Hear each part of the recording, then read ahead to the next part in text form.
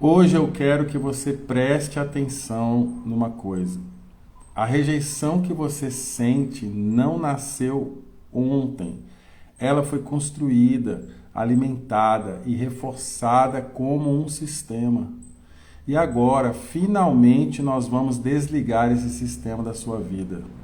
Respira fundo, porque hoje você vai entender, talvez pela primeira vez, que a rejeição que te acompanhou por anos não era a sua identidade.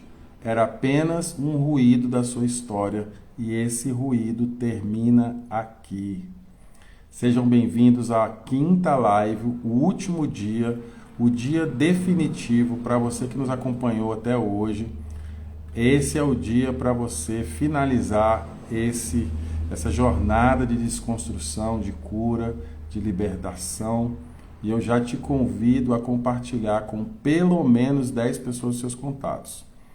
Você compartilhando esse vídeo, você está ajudando outros a serem livres, a receber o mesmo benefício que você, e também você está sendo colaborador do nosso ministério. Você pode nos ajudar compartilhando nossos conteúdos, ofertando em nosso ministério, intercedendo por nós e divulgando os nossos livros. Se você ainda não tem, fale comigo no direct para você adquirir os nossos livros, que são poderosos para você viver uma vida de amadurecimento espiritual. Então todos vocês sejam bem-vindos, nós vamos dar início agora à finalização desse conteúdo. Você que não assistiu às outras 4 lives, segunda, terça, quarta e quinta, elas vão ficar por um período aqui no meu feed. Todos os meus conteúdos eu ofereço gratuitamente, através de lives, através de vídeos, mas depois de um tempo eles migram para conteúdos das minhas mentorias, dos meus cursos, e eles desaparecem do meu perfil. Então você que não viu ainda, veja, pode baixar o conteúdo aí do meu Instagram, é liberado para você baixar. Use o conteúdo, transforme isso em algo, transforme isso em fruto na sua vida.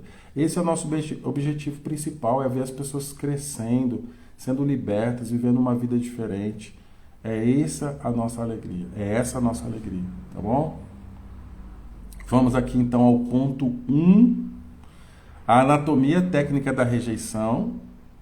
Então hoje nós estamos concluindo esse entendimento. A rejeição não é somente uma emoção, ela é um sistema, ela é um programa, ela é um padrão, ela é um aprendizado que está dentro da sua inconsciente e isso gera comportamentos autodestrutivos para a sua vida, para suas relações, e isso afeta todas as áreas.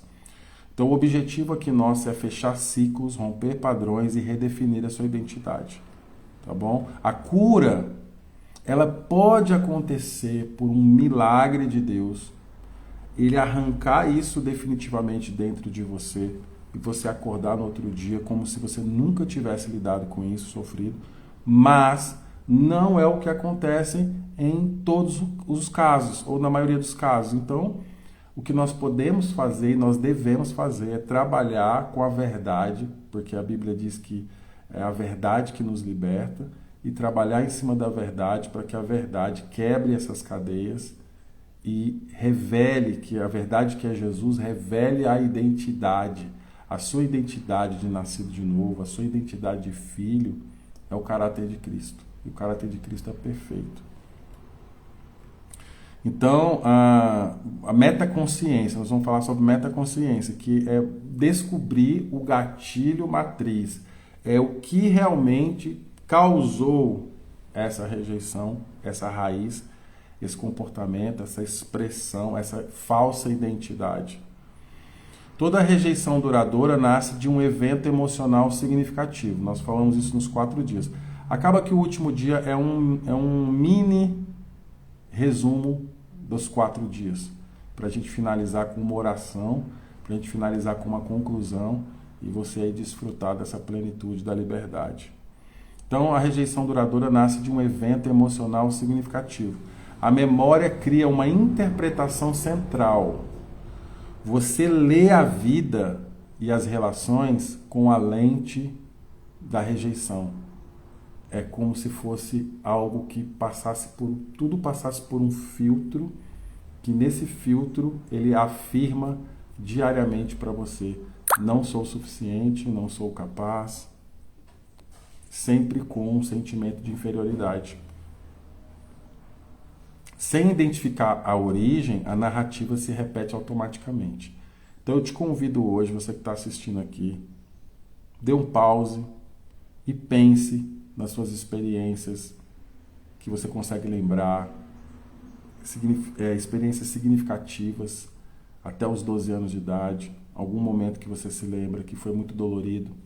Simplificaria eu falar para você, por exemplo, faça-se uma pergunta. Tente lembrar até os seus 14 anos de idade os 3 piores momentos da sua vida que você consegue se recordar. Você pode tirar um tempo para fazer isso, você não vai precisar fazer isso agora, a não ser que o Espírito Santo te revele nesse exato momento. Então, você vai fazer o processo para você fazer esse destravamento, é você colocar dentro de uma linha do tempo uma reconstrução cognitiva. A reconstrução cognitiva é você lembrar e interpretar esses piores momentos. Eu vou colocar 3 piores momentos da sua vida até os 14 anos. Quando você lembrar desse acontecimento, você vai reconstruir esse acontecimento com a mentalidade e a sabedoria que você tem agora. O que envolve essa reconstrução?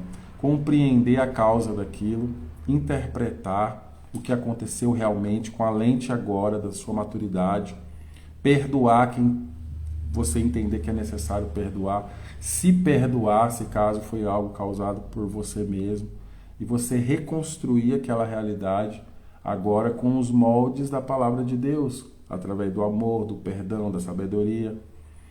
Então você vai reprogramar aquela memória de acordo com quem você é agora. Um filho de Deus, sarado, que se sente amado, justificado, perdoado. E você vai expressar quem você é agora na realidade daquele momento que foi traumático para você. Então você não consegue curar o que você não enxerga. Uma pessoa que não sabe que ela tem câncer, ela não vai fazer o tratamento. Ela vai no médico para identificar, para diagnosticar. Então, primeiro, para você ser livre, você precisa saber o que está te prendendo. Por isso que eu estou te propondo fazer essa dinâmica. Tá? Então, depois você vai regular o sistema relacional. Rejeição ativa estilos de apego ansioso ou evitativo. Tem algumas coisas que dependem da sua decisão, mesmo que você tenha que confrontar sentimentos de medo, de insegurança. Então, geralmente a pessoa que ela é ansiosa, ela sempre está procurando provar o valor, provar o seu valor. Por isso que geralmente as pessoas ansiosas estão a todo momento tentando se sentir dignas através de fazer muita coisa, elas não conseguem descansar, porque elas estão a todo momento tentando fazer algo que justifique quem elas são, para provar o seu valor, para se sentir dignas. Elas não conseguem descansar, elas estão sempre tentando se provar através de alguma atividade. E às vezes quando elas não estão fazendo nada, o cérebro fica ali 24 horas. Isso desgasta. A pessoa que lida com isso, ela é desgastada, ela é cansada, ela é fadigada. Isso não é a identidade da pessoa, isso é um sistema de defesa.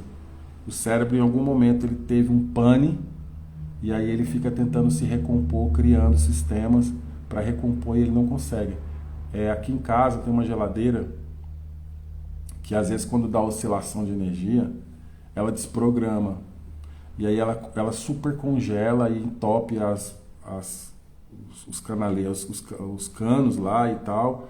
E a gente não sabia, já 2 vezes que a gente chamou o técnico, aí depois ele explicou que quando tinha oscilação de energia, ela enlouquecia, vamos dizer assim, o sistema dela.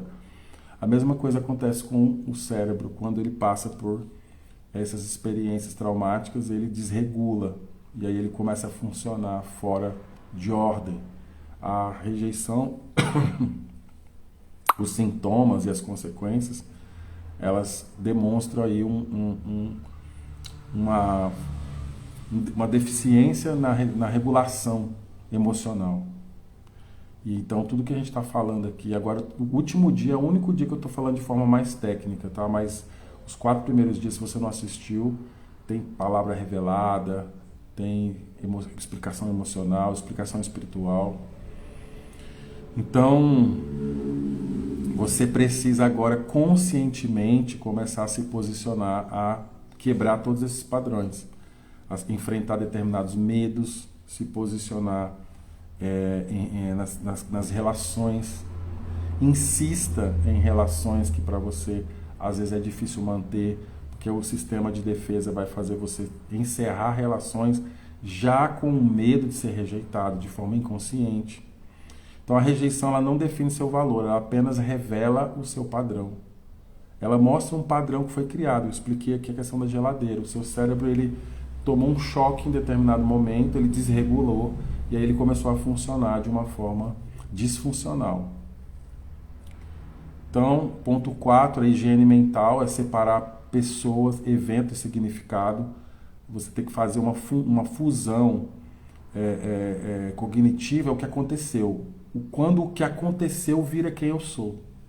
Você se tornou o efeito daquele acontecimento. Por isso é necessário desfazer isso, desconstruir isso na sua mente, na sua lembrança, na sua memória. Porque você não é o acontecimento. A sua identidade não é baseada no que aconteceu. A sua identidade hoje é baseada em quem Cristo te tornou, nova criação. Você é novo, você tem a mente de Cristo. Então, a identidade é quem eu sou. Você vai pegar um papel aí para você escrever quem eu sou. O evento é o que aconteceu. E a narrativa é a interpretação construída. Separar essas 3 dimensões é o início da cura profunda. Então, vou te explicar isso novamente. A identidade é quem eu sou. Então, você vai escrever. Eu sou filho de Deus, eu sou amado, sou justificado em Cristo, eu fui adotado em Cristo. Você vai colocar o que a Bíblia fala sobre você. O evento é o que aconteceu. Você já vai separar. Olha, o que aconteceu comigo não tem nada a ver com quem eu sou. E a narrativa é como o seu cérebro interpreta isso. Então, eu não sou amado, as pessoas me rejeitam, eu me sinto descredibilizado. Você vai construir a outra narrativa. A narrativa é eu sou amado, eu sou justificado, eu sou... você vai colocar aí o que a Bíblia fala sobre você em termos de adjetivo. Você vai pôr uma narrativa verdadeira, porque está na palavra, em cima dessa narrativa mentirosa. Então, eu não sou o que aconteceu, eu sou quem permaneceu. Depois de tudo que você tirou de mentira sobre você, que foi construído nesse sistema de defesa mental, quem sobrou? Quem é você? Essa é a pessoa que você deve investir. Essa é a sua identidade. Quem é você sem os eventos, sem os acontecimentos, sem as narrativas mentirosas? Quem é essa pessoa? O 5º é a reprogramação comportamental. Feridas criam comportamentos automáticos. Então, observa esses comportamentos para você lidar com eles de forma a fazer diferente. Isso aí é um posicionamento consciente. Então, o auto-isolamento, autodepreciação, hiperindependência. Já viu pessoas que não aceitam ajuda de ninguém?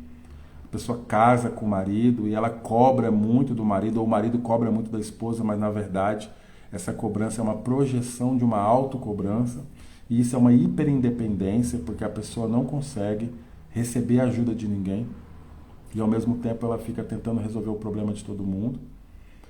E a necessidade de agradar. Então você pega esses 4 pontos, escreve no papel e fala assim, como é que eu vou lidar com isso? Você vai fazer o contrário. Auto-isolamento, você vai forçar.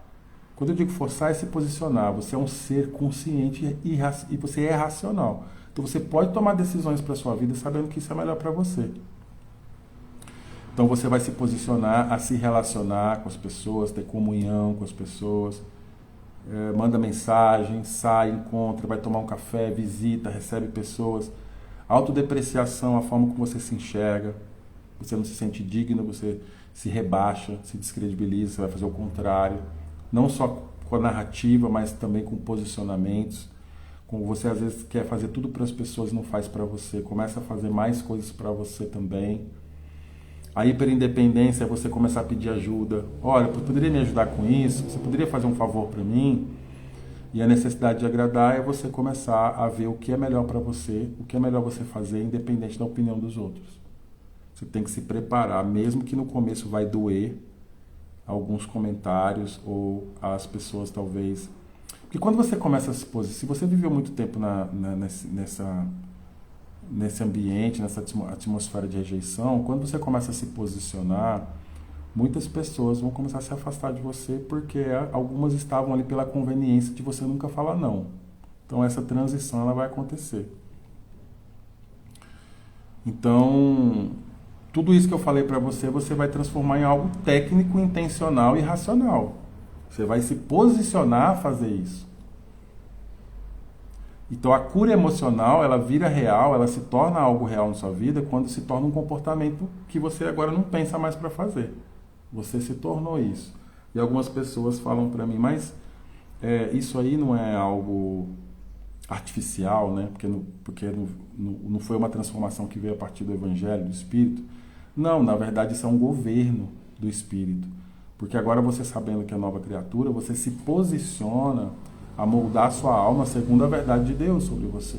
É um posicionamento que é baseado na verdade, e a verdade ela é Espírito. Então, integração espiritual agora, rompendo alianças internas. Feridas criam acordos internos. Essas feridas elas geram como se fosse um programa que começa a ativar comportamentos em você.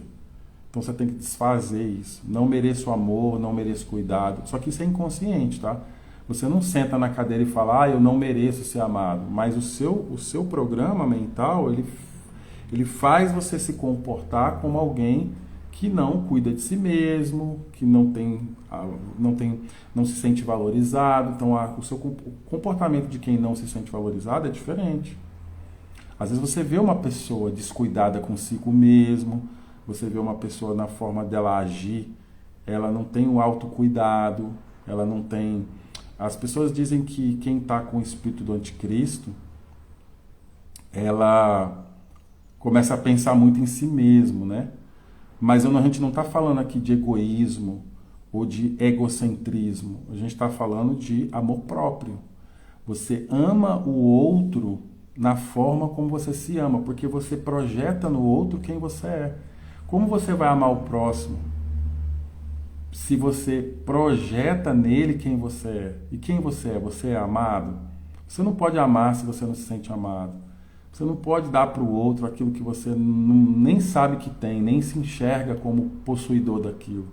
Então você precisa construir em você aquilo que você quer dar para os outros. Esse é o ponto. E é uma linha tênue, porque muita gente confunde. As pessoas confundem autossacrifício com amor próprio. Porque eu voto de pobreza. O voto de pobreza é uma tolice. Por quê?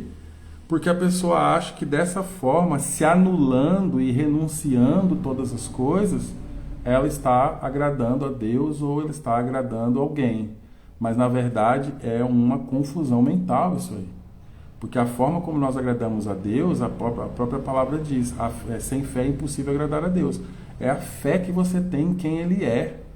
A fé que você tem em Jesus e a confiança que você tem nele é que agrada a Ele. Não é você viver uma vida de pobreza, uma vida de miséria que vai agradar a Deus. Deus não tem, dentro do caráter de Deus, não entra essas questões, mesquinharias, essas mesquinhez do ser humano. A questão de Deus é com o seu coração, com a sua fé. É como você enxerga Ele e como você se sente amado por Ele. A relação entre eu e Deus não tem a ver com o meu bolso, com minha conta bancária, com minha pobreza, com minha riqueza. A relação minha com Deus tem a ver em como eu enxergo Ele e como eu entendo que Ele me ama. Essa é a relação. A consequência disso, né, para as pessoas que... Sejam bem-vindos aí o pastor Felipe, a Nath Paz também, de Camaragibe, sejam bem-vindos. Então, Deus, ele não se relaciona com a gente através do que nós temos. Ele se relaciona com a gente através de quem nós somos, a fé que a gente tem apontada para Ele e a consciência que nós temos de que Ele é galardoador e que Ele me ama. Isso aí que forma a ponte da minha relação. Não é minha conta bancária. Tem gente que acha... Tem duas teologias extremas, tá? A teologia da miséria e a teologia da prosperidade. As duas são erradas, elas desviam o homem do foco em Jesus.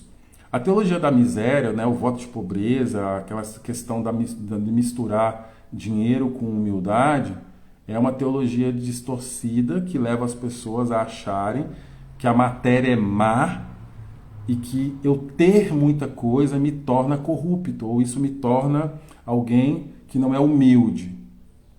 Que a pessoa acha que é pobreza de espírito, ela acha que tem ela romantiza a pobreza. É uma desvio da verdade.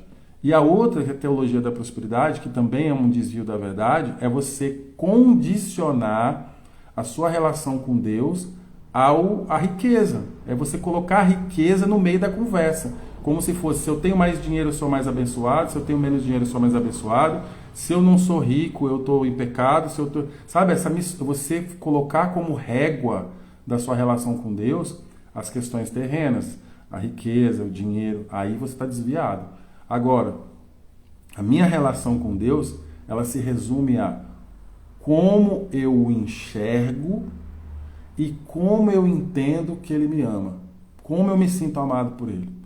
Como eu vejo Deus como Pai, a revelação do seu Filho, o caráter do Filho dele em mim, o reconhecimento de que Ele é galardoador e como eu me sinto amado nessa relação. É isso que importa. Todo o resto está do lado de fora. Então você, através da sabedoria de Deus, através de um dom de Deus, você prosperar e enriquecer, isso aí é uma coisa horizontal, é uma coisa aqui para a terra, para você desenvolver funções, para você abençoar, para você viver, para você pagar suas contas, para você ser bem sucedido. Isso não tem nada a ver com a minha relação. Agora, quando a minha relação com Deus ela se desvia no meu amor pelo dinheiro, que aí é mamon, eu estou amando o dinheiro, eu estou amando as coisas, eu estou colocando isso acima da minha relação com Deus, eu estou desviado, eu estou adorando outro Deus.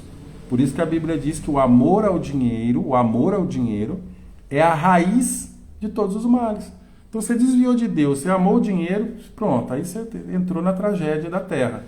A tragédia de sua vida é amar as coisas, é amar o dinheiro, é amar os bens, amar a riqueza.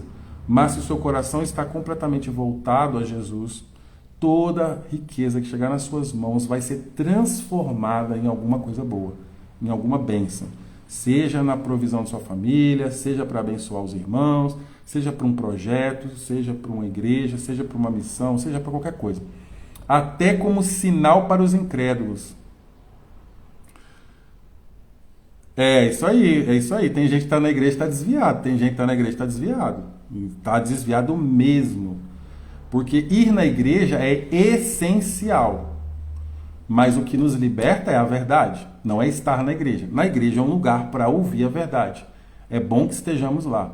Mas, sem a verdade me libertar, estar na igreja não é tudo. É parte do procurar a verdade. Então tem gente que está na igreja e está desviado. Ou está desviado porque a fé dela não é ativa, ou está desviada porque está amando dinheiro, ou está desviada porque está repudiando aquilo que Deus está proporcionando para ela. Deus abençoa a pessoa e ela, por uma falsa humildade, repudia a bênção. Quem são essas pessoas que repudiam a bênção? As pessoas que falam que ser pobre é bonito e romantizam a miséria. Essas pessoas estão desviadas da fé. Porque Jesus não pregou para você, olha, se você me ama, seja pobre. Jesus não falou isso. Ele falou para o jovem rico, porque o jovem rico amava o dinheiro. E Jesus colocou ele em xeque. Você me ama mesmo? Então joga esse ídolo fora. Qual que era o ídolo dele? Mamon, era o amor ao dinheiro. Você me ama mesmo? Você já quer cumprir tudo? Então joga fora esse ídolo e me segue. Faz de mim o primeiro na sua vida. Pega tudo que você tem e dá para os pobres. E me segue, porque eu sou a maior riqueza. Mas o jovem, entre Jesus e o dinheiro, ele preferiu o dinheiro. Quem que ele ama? Mamon.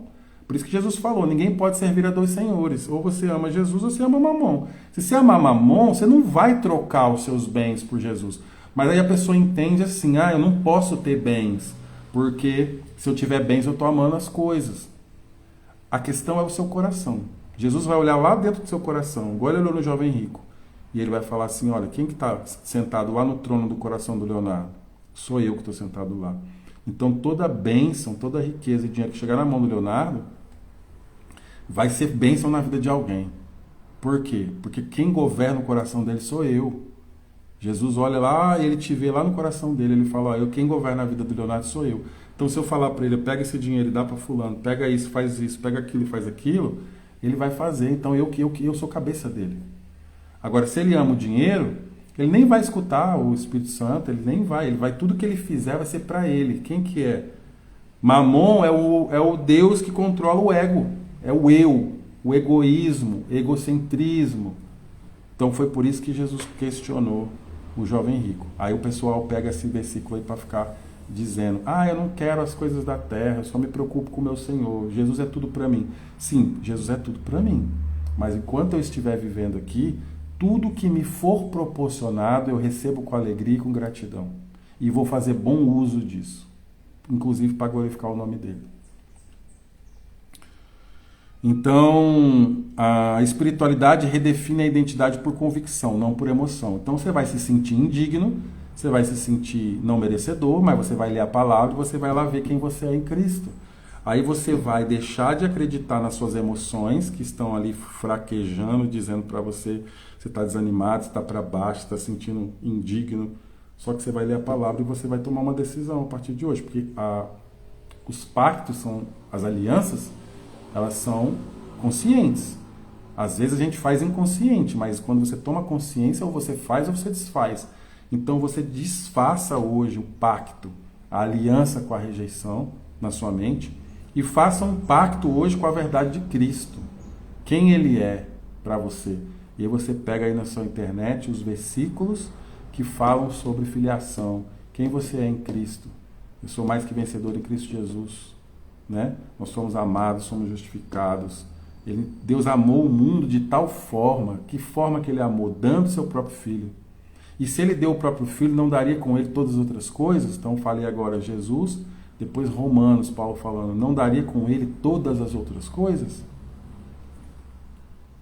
Começa a redefinir a verdade na nossa vida.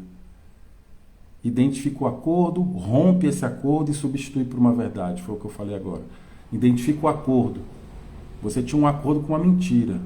Que você não era amado, que você era miserável, que pobreza é coisa de Deus, que tem que ser pobre para ser humilde, que Deus se agrada de eu estar lascado, que quanto mais eu sofro, mais eu sou purificado. Essas mentiras estavam na nossa cabeça. Qual que é a verdade? Vai lá e vê qual é a verdade. Em Jeremias fala, qual é a vontade de Deus para nós? Paz e prosperidade. Aí ele envia o príncipe da paz para que a gente creia nele e viva em paz. E a prosperidade, no hebraico lá do Shalom, é a plenitude de tudo, que é o fruto do Espírito. A prosperidade é fruto do Espírito. Amor, alegria, paz, domínio próprio, bondade, longanimidade. O fruto do Espírito é a prosperidade de Deus. Uma pessoa que tem paz, amor, alegria, tudo que ela faz prospera. Tudo. Onde você põe a mão, prospera. Porque a arma mais poderosa, a arma espiritual mais poderosa que existe é o amor. Se você andar no amor de Deus, não tem nada na terra que possa te resistir, nem a morte. João, o apóstolo do amor, foi colocado num caldeirão de óleo quente e não queimou. Aí tiveram que mandar ele para Patmos. Ele foi mandado para a ilha, ficou preso lá, porque quando mandaram, ele recebeu a pena de morte, e quando colocaram ele lá no caldeirão de óleo, a morte não pôde matá-lo. Então, quando você andar no amor de Deus, você vai ver que nada pode te resistir. Pobreza não pode te resistir, doença não pode te resistir, nada. E o dia que chegar o seu dia, a morte vai ser permitida por Deus te tirar a vida para você ir de encontro a Ele. Porque um dia nós vamos morrer aqui na Terra, mas é com a permissão de Deus. Então isso fecha o ciclo de forma completa aqui, tá? Mente, corpo e espírito. Era o nosso objetivo aqui nesses 5 dias. Seja bem-vinda a Rebeca, Camaragibe e a Keila. É Cabo Frio ou dos Goitacazes? Goitacazes, no Rio de Janeiro. Keila, é Rio de Janeiro, é Cabo Frio ou não sei o que dos Goitacazes, acho que é do Rio de Janeiro também. Escreve aí. Então a ferida, ela cria um acordo, e a verdade cria uma identidade. Você fez um acordo com a mentira, sem saber, inconsciente, no seu passado. Campos dos Goitacazes, é isso mesmo, Rio de Janeiro. A ferida cria um acordo. Você fez um acordo sem saber. Mas agora que você sabe, você está desfazendo ele. Porque a verdade manifestou a sua identidade. A verdade manifesta a identidade. Então hoje você não está apenas entendendo de rejeição. Hoje nós estamos desativando um sistema que mantinha a ferida ativa. Se você não pegou esse vídeo completo, depois você pega ele com tempo, assiste 2, 3 vezes e você vai definitivamente lidar com isso. Tem pessoas que falam assim, pastor, mas eu entendi, eu fiz e tal, mas ainda estou sentindo isso. Porque você não entendeu que não é sobre sentimentos. É sobre verdade. Quando você é movido por sentimentos, você ainda está preso na esfera da alma. Você não é governado pelo Espírito, você é almático. Quando você passa para o governo do Espírito, você não vive baseado no que você crê. Aliás, perdão, você não vive baseado no que você sente, você vive baseado no que você crê. Então tem dias que eu acordo e o meu corpo luta contra mim, a minha mente luta contra mim e eles não vencem. Por quê? Porque eu decido fazer o que eu sei que é a verdade, que eu creio. Se você entender isso, você vai começar a viver de forma diferente. Eu estou sentindo isso, mas eu vou fazer isso. Por que eu vou fazer isso? Porque isso aqui é a verdade. Meu sentimento não é a verdade. Vocês que são pastores aí, ou que são irmãos na fé, escreve aí o que vocês acham. Eu acho, aí você escreve o que você acha. Eu acho que 98% dos crentes vivem entre corpo e alma. A obra da carne e sentimentos. Muitas pessoas, mas muitas, a minoria que entende o que é governo do Espírito. Porque você vê, por exemplo, você pergunta para uma pessoa por que ela não faz determinadas coisas, ela sempre vai colocar 3 situações. Porque eu não sinto, porque eu não quero, no sentido de não ter vontade, ou porque não crê. E aí ela está na incredulidade. Mas quando a pessoa rompe essa barreira do corpo e da alma, da incredulidade, dos sentimentos, das emoções, ela entende o seguinte, por exemplo, eu vou dar um exemplo que é o mais difícil para o crente, é ofertar. Por que você oferta? Porque você tem muito dinheiro na conta, porque você acha a igreja muito boa, porque você acha o pastor espetacular. Por que você oferta? Se a pessoa responder, se ela responder o seguinte, porque eu creio, ela anda no Espírito. Mas qualquer outra resposta, ela está porque eu acho que é certo, assim, não sei, porque na minha igreja é assim, não, mas é porque lá na minha igreja tem obra social, não, mas é porque, na verdade eu nem oferto, porque eu não acredito em nada disso. Então qualquer resposta que não seja porque eu creio, ela ainda está errado? Não, ela está crescendo. Só que a gente precisa sair da alma, porque senão, por que hoje a gente não consegue fazer as coisas, o corpo de Cristo, as igrejas? É porque eu não sinto, é porque eu não estou achando, porque eu não... Sempre é alguma coisa da mente ou do corpo. Qual é a obra da carne? Egoísmo, ou é por egoísmo, ou é por avareza, ou é por ciúmes, ou é por vaidade, ou é por orgulho... Entendeu? É sempre por alguma coisa, ou da obra da carne, ou por alguma emoção, por algum sentimento. Mas a igreja ela é efetiva quando é pela fé. O que é pela fé? Eu creio, eu faço, pronto, acabou. Não tem conversa. Não tem argumentação, não tem explicação. Eu criei, por isso falei. E eu vou acrescentar que não está na Bíblia. Eu criei, por isso fiz. Eu criei, por isso falei, eu criei, por isso fiz. Se não for por fé, é por outra coisa. E se for por outra coisa, não agrada a Deus. Jesus doido para voltar e o corpo não ajuda. Pois é, exatamente. O corpo de Cristo, ele vai na igreja e assiste o culto na carne. Ele não crê na verdade. Porque se a gente lesse a Bíblia, a gente não ia fazer as coisas porque o pastor falou, nem porque você concorda, nem porque você discorda. Eu vejo uns vídeos aí no Instagram, os caras gastando 2 horas de vídeo para dizer que não existe dízimo, que a igreja é isso. Cara, tá tão difícil as pessoas terem a revelação e os caras ainda querem desconstruir a verdade porque eles se revoltaram, porque foram feridos na igreja, porque fizeram parte de uma igreja lá que era errada, que tinha roubo, que tinha corrupção, que tinha adultério. Meu, você está num lugar errado e ruim, não leva seu trauma para o seu ensino, não. Vai procurar um lugar bom. Tá cheio de gente ensinando com a lente do trauma. Você ficou frustrado. Eu já passei por frustração em ministério, mas eu fiquei quieto um período esperando aquilo. Peraí, eu preciso ajustar minha visão e minha lente. Eu não posso ensinar meu trauma para as pessoas.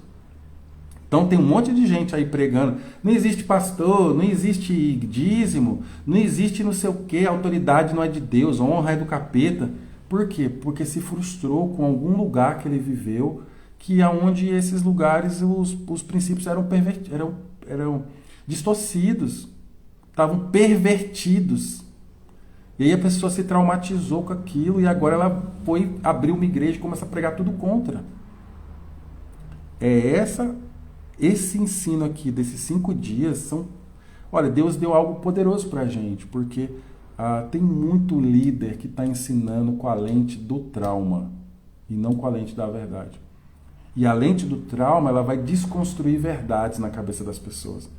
Porque aqui mesmo em Santa Catarina eu conheci pessoas que pregam que não existe igreja local, do formato que isso aí veio não sei do que veio lá não sei da onde, que não existe paternidade, que não existe honra, que não existe pastor, que não existe liderança, que eu só sirvo a liderança do Espírito Santo e tal. Um monte de gente que parece assim, amor puro, até abrir a boca. Por quê?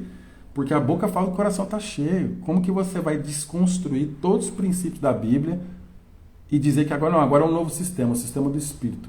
Eu estou com todos, mas não estou com ninguém, não me sujeito a ninguém, ninguém sujeita a ninguém, só eu ouço o Espírito Santo, não quero saber das coisas dos homens, sendo que Jesus, ele nos aperfeiçoa nas relações, ele nos aperfeiçoa na submissão, ele nos abençoa através da honra.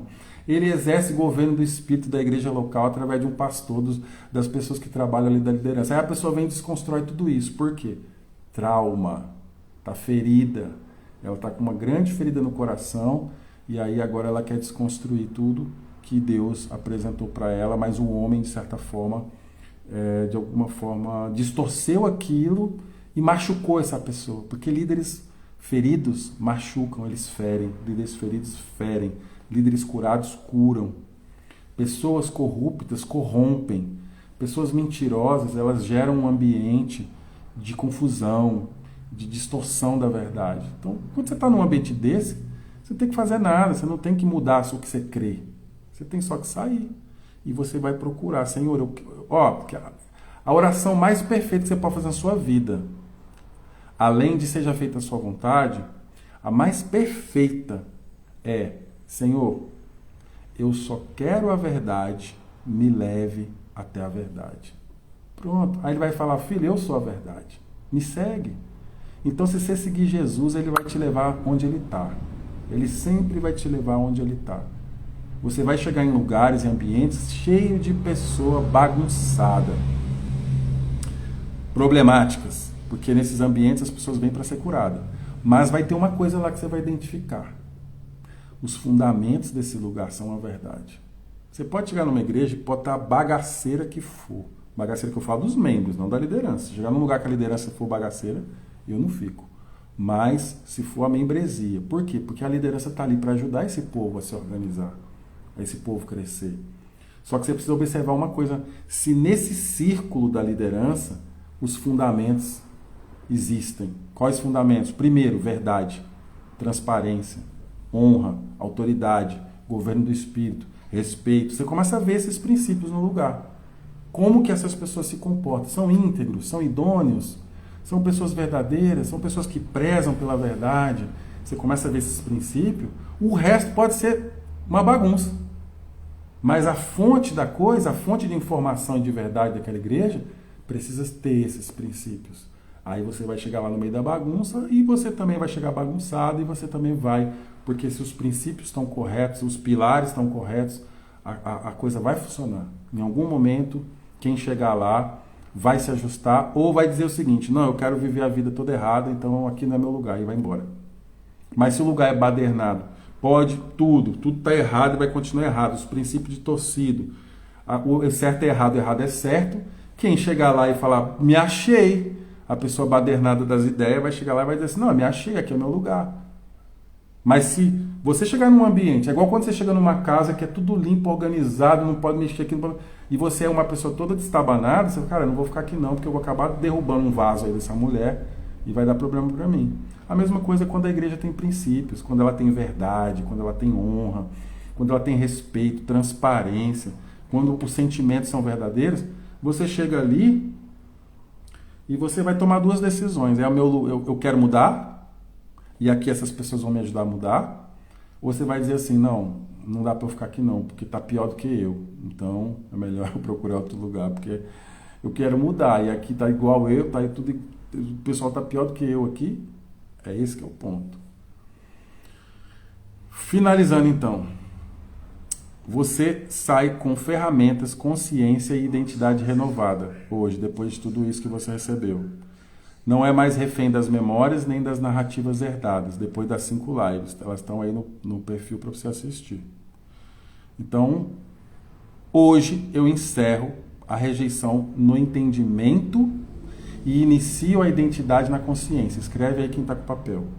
Hoje eu encerro a rejeição no entendimento e inicio a identidade na consciência. Certo? Deus abençoe vocês. Nós finalizamos aqui hoje. Vou fazer uma oração e você assista as 5 lives. Depois elas vão se tornar conteúdo de mentoria. Então aproveita enquanto ela vai ficar disponível aí, talvez por uns 40 dias no meu perfil.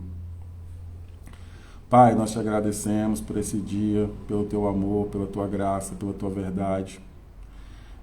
A tua palavra diz, através dos apóstolos, que a palavra ela se confirma através de sinais e maravilhas. Então que as pessoas que estão assistindo e creram na sua mensagem, que elas possam experimentar sinais poderosos, milagres, prodígios, curas em suas vidas, seja financeiro, emocional, curas no corpo, sinais financeiros, sinais de cura, que elas agora sejam livres no poder do Espírito Santo, no nome de Jesus Cristo, que elas possam testemunhar e dar glórias ao Senhor. Nós já te agradecemos por tudo que o Senhor fez e ainda vai fazer através desses vídeos, dessa mensagem, que o teu nome seja honrado e glorificado na boca dos teus filhos e daqueles que venham a se tornar filhos. Em nome de Jesus Cristo. Amém. Deus abençoe vocês, irmãos, e até a próxima sequência de lives que vai ser anunciada para vocês nos grupos e aqui no Instagram.